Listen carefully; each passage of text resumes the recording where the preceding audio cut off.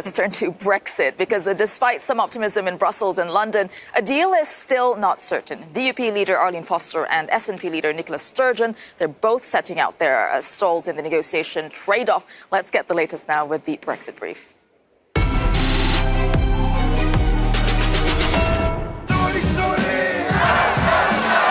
Keeping the dream alive.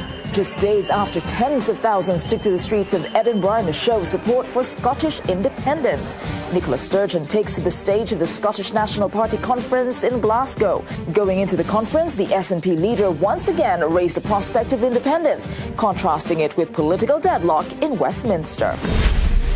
Meanwhile, the leader of Northern Ireland's Democratic Unionist Party is in Brussels this week for 3 days of Brexit talks.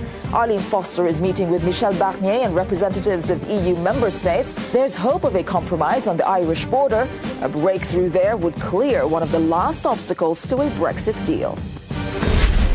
Back in London, a boost for Theresa May. The percentage of Brits who have confidence in Theresa May's ability to get the right Brexit deal is up by 22% from last month and since her speech at the Tory conference. That's according to a poll by ORB International. Although a slim majority still thinks she won't deliver. The British public is perhaps hoping that May's famed fancy footwork can clinch a Brexit deal. Darren, you've been doing the rounds here in Brussels. I mean, should we be optimistic? What's going on? Well, it's really interesting. I think the mood music that we saw at the weekend from people like Jean-Claude Juncker and Donald Tusk, I think was a bit of political game playing by the European Union, almost to put the pressure back on Theresa May in order to try and mean that if there was no deal, it would be, of course, her fault. I think interesting today we saw the DUP leader, Arlene here in this parliament, where she gave a press conference and reiterated her red line, as she put it, that there should be no border in the Irish Sea, separating Great Britain from Northern Ireland.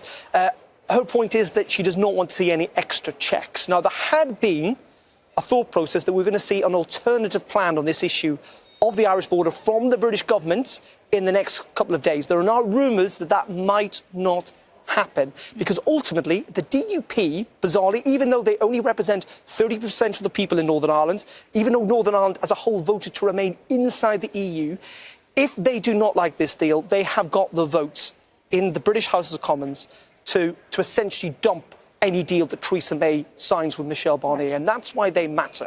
And as for Scotland, clearly one politician's problem is another's opportunity, and Nicola Sturgeon clearly views this as a chance to ramp up the independence argument, though there were a whole series of opinion polls at the weekend. It still shows that if there was a referendum tomorrow, for example, independence would not pass, but if there was no deal when it comes to Brexit, it might just do. So that's how big the stakes are for the British government. I'll go to Nina, because you said you had an idea on who's going to blink first. I'd like to know. Well, I think as is consistently proven to be the case in the past 2 years of negotiations, when you pit one against 27, the 27 tend to win.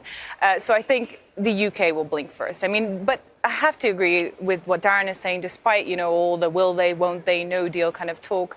I think we're edging closer to a deal because fundamentally, ultimately, it is in everyone's interest to strike a deal. And one of the biggest sticking points in the talks, that's the question of the Irish border. If there is no deal, that is not resolved. So I think where we're heading really is towards the position where the UK kind of remains in the customs union. Yeah, so you call the bluff of Theresa May. She said, we're going to leave, but actually, no. She's just... Yeah, and I think right, people talk about, and it's a natural thing to say that, of course, it is in everyone's interest to get a deal. Economically, Britain would be damaged, the EU would be damaged. But Brexit, in its sense, was people voting against their economic self-interest to a degree. And there are people perfectly willing to say, we do not want a deal if it's not a good deal, even if, again, it does Britain or indeed the EU more damage. So, it's still really difficult to judge. And this discussion's not over because the whole week is about Brexit. All right, we have a lot more coming up on Raw Politics.